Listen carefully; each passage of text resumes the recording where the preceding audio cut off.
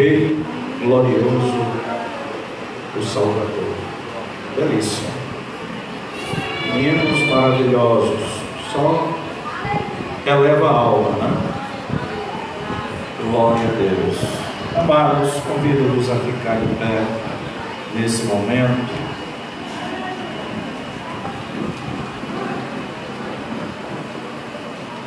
Vamos abrir a palavra de Deus no Evangelho segundo escreveu Lucas,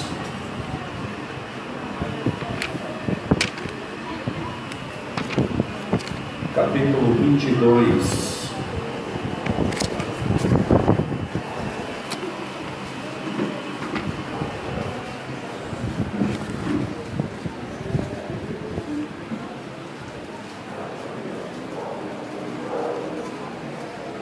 Evangelho segundo Lucas, capítulo 22, versículos 39 a 45.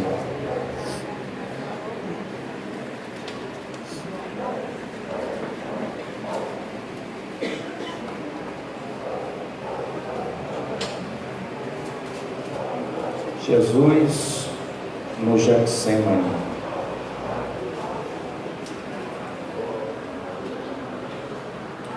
Todos encontraram? Amém? Amém. Assim nos fala a gloriosa palavra de nosso Deus. E, saindo, foi como costumava para o Monte das Oliveiras, e também os seus discípulos o seguiram. E quando chegou àquele lugar, disse-lhes: orai, para que não entreis em tentação. E apartou-se dele cerca de um tiro de pedra, e pondo-se de joelhos, orava, dizendo: Pai, se queres, passa de mim este cálice, todavia não se faça a minha vontade, mas a tua. E apareceu-lhe um anjo do céu que o confortava, e posto em agonia, orava ainda mais intensamente, e o seu suor tornou-se em grandes gotas de sangue que corriam até o chão. E levantando-se da oração, foi ter com os seus discípulos e achou-os dormindo de tristeza. Amém? Vamos orar mais uma vez, pedindo que Deus nos abençoe pela sua palavra, nos ilumine e abra os nossos corações para os seus ensinamentos. Presbítero Jorge, faz essa oração, por gentileza. Cumprimento a igreja na paz, Senhor.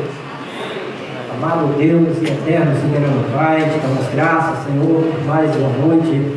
Estamos reunidos no Teu nome, para ouvir a Tua palavra, Senhor. A graça do céu vai ministrar a Tua palavra, uma palavra que é viva, eficaz e poderosa para dissipar as trevas, Senhor. Que essa palavra possa entranhar nossos corações e que possamos entender perfeitamente, nossos ouvidos possam estar afinados para ouvir a Tua voz. Em nome de Jesus, para meu coração, vai tirando a tristeza, toda a Tua preocupação, angústia, toda decepção, Senhor, e fala através da Tua palavra, Senhor, a sinceridade, na verdade que a Tua palavra é, Senhor, possamos entender perfeitamente. Usa Teu servo, pastor Jean, em nome de Jesus eu te peço, te louvo e te agradeço. Amém. Louvado seja Deus para todo sempre. Bom estarmos na casa do Pai, lugar aonde permanece a sua glória.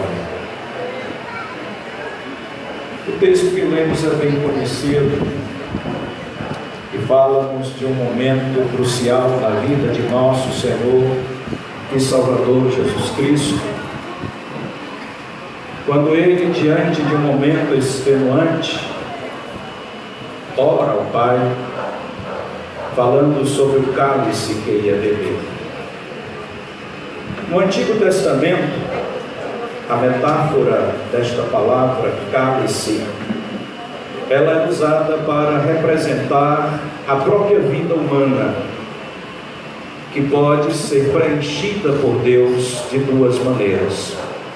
Ela pode ser preenchida, o cálice, a vida humana pode ser preenchida primeiramente com as bênçãos de Deus, conforme a gente vê no Salmo 23 e versículo 5, quando o salmista diz: preparas uma mesa perante mim, na presença dos meus inimigos, unges a minha cabeça com óleo, o meu cálice transborda. É interessante notar o que o salmista diz aqui: o meu cálice transborda, a minha vida transborda com as tuas bênçãos. Porque, de acordo com Davi, o autor deste salmo tão conhecido, tão usado, tão falado em meio cristão, o nosso coração, a nossa vida não é grande o suficiente para conter as bênçãos que Deus quer derramar sobre nós. Porque quando Deus nos abençoa, Ele nos abençoa incomedidamente. Ele despeja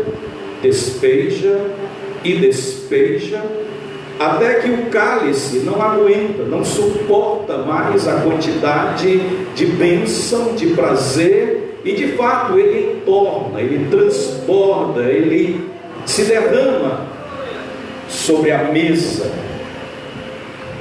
Isso porque qualquer que seja a bênção em seu copo, qualquer que seja a bênção que Deus nos conceda, certamente transbordará.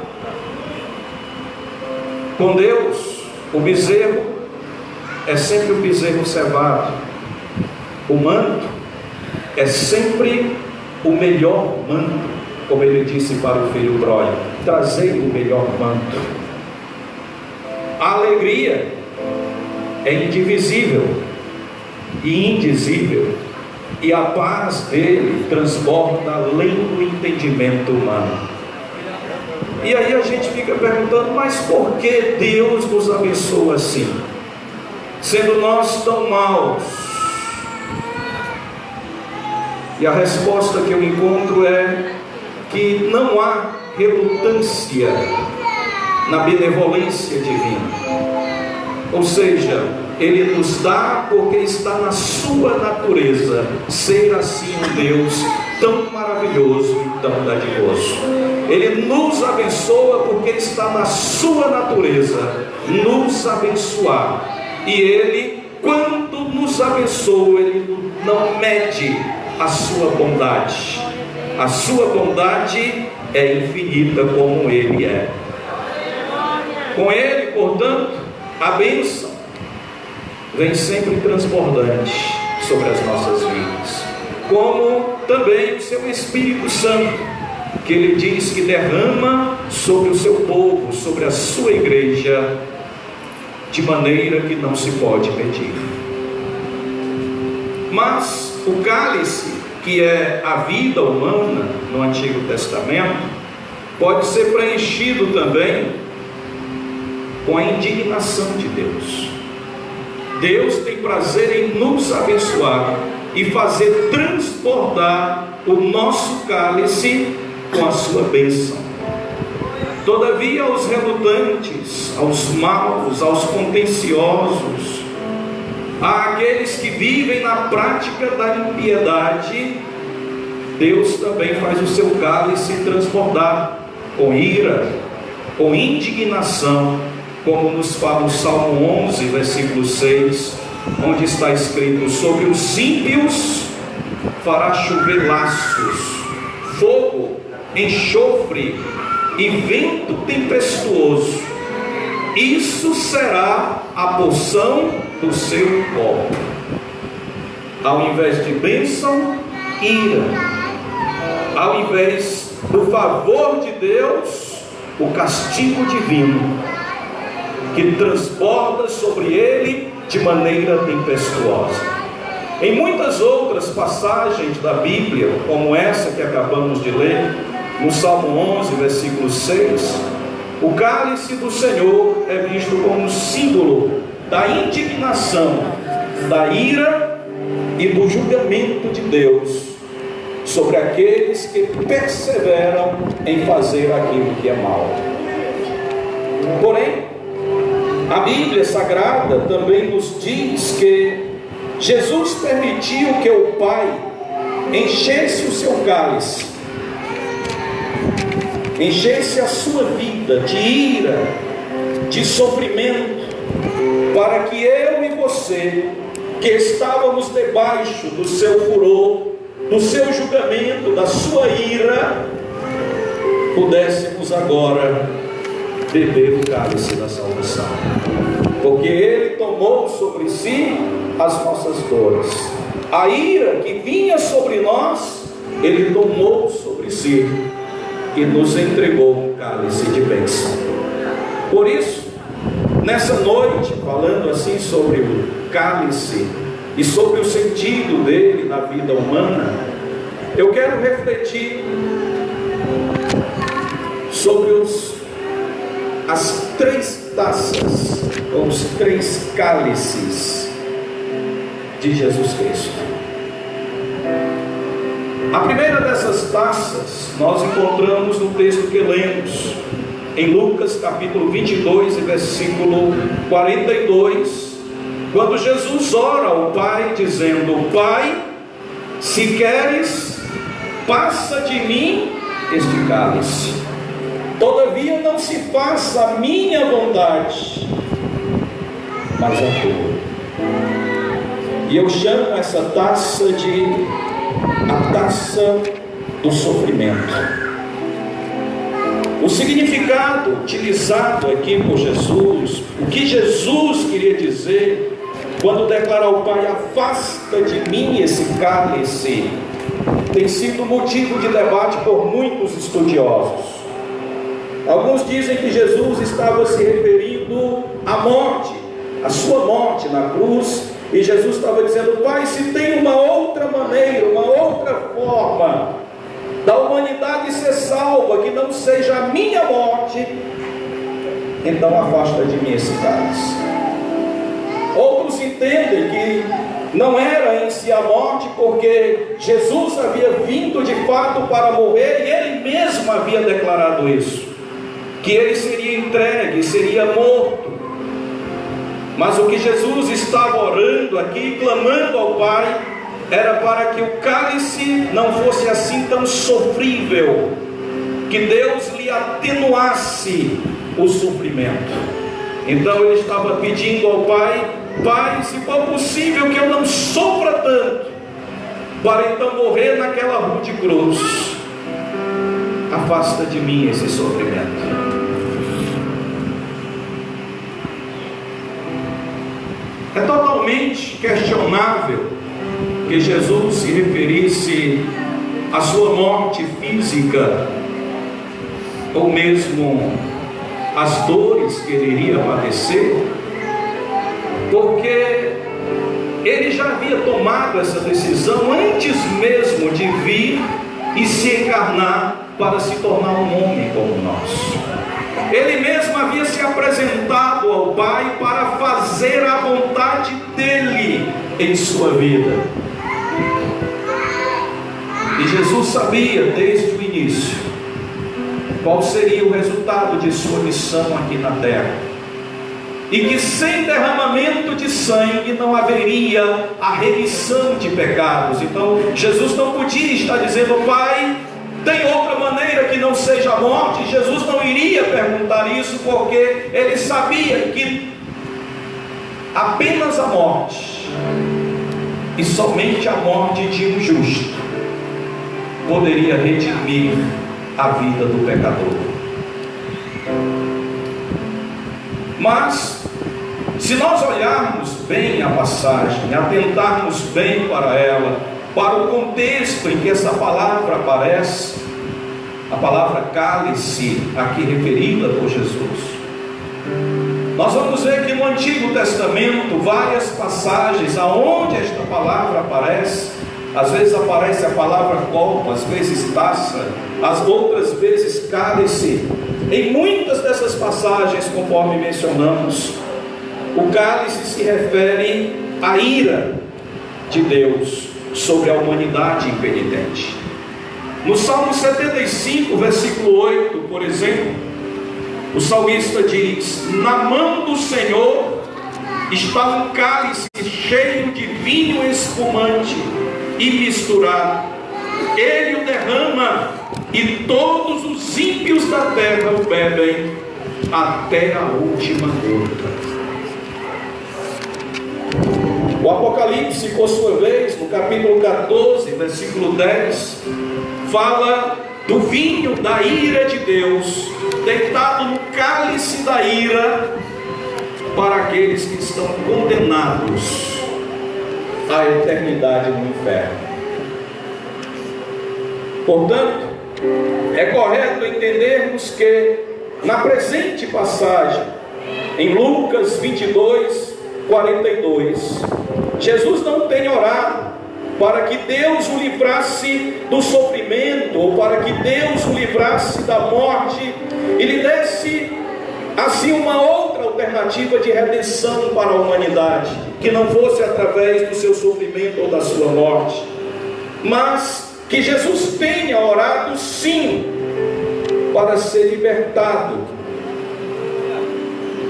da pior de todas as mazelas que a humanidade atravessa, o pior de todos os castigos que o homem possa suportar, que é a separação dele com o seu Criador. O que Jesus está dizendo é: Pai, eu não quero me separar de Ti. Se for possível redimir o homem sem que haja a ruptura, sem que haja a separação entre mim e Ti por causa dos pecados da humanidade. Então, Pai, mostra, eu não quero me separar de Ti.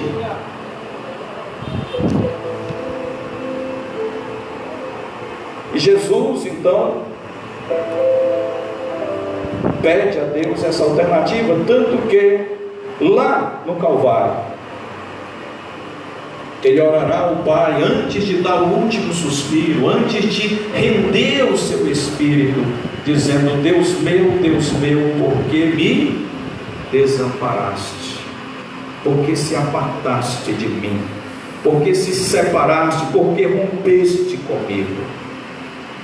Naquele momento, na cruz, o inseparável se separou, o indivisível foi dividido, tanto que Jesus diz: por que me abandonaste?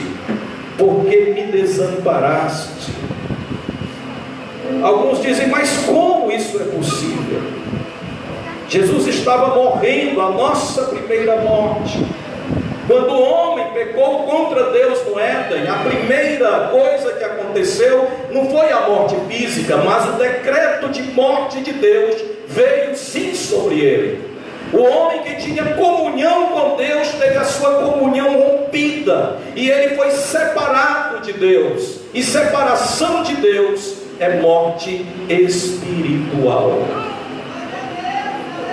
E Jesus estava ali sendo separado de Deus, morrendo espiritualmente, para que eu e você pudéssemos voltar a ter vida através da vida dele. Não era, portanto, uma encenação. Ah, não, ele está falando apenas por falar, não. É uma frase de efeito, para que fique registrado nos anais da história. Também não era. Jesus era um homem simples e viveu uma vida simples. Ele não precisava de frases de efeito, ele não precisava de frases de impacto. Era a pura realidade do que estava acontecendo ali naquele momento, de algo inimaginável, quer pelos homens ou mesmo até pelos anjos, que Deus se separasse de Deus para receber em si reconciliados eu e você. Eu quero destacar mais uma coisa aqui, nesse momento tão triste da vida de Jesus, tão extenuante, quando ele se encontrava ali no Getsemane. Note uma coisa desse versículo que lemos, que Jesus não diz que Deus fizesse a vontade dele, mas ele diz que o Pai fizesse a sua vontade.